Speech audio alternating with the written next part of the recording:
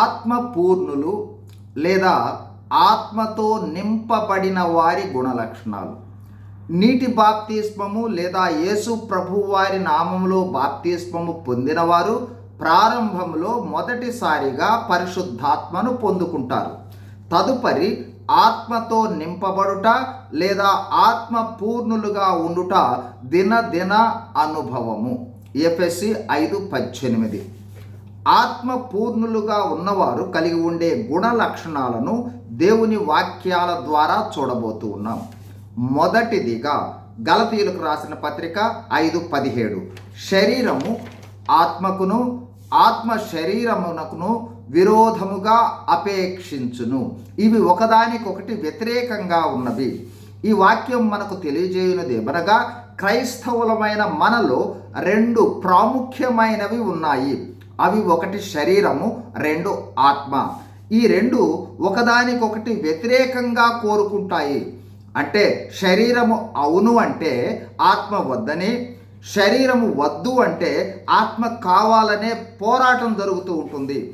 ఈ పోరాటం జరుగుతూ ఉంటేనే మనము ఆత్మతో నడిపింపబడుతూ ఉన్నామనే విషయాన్ని గుర్తించవచ్చు. ఈ పోరాటము లేనట్లయితే మనము ఆలోచించుకోవాల్సిన అవసరము ఉంది.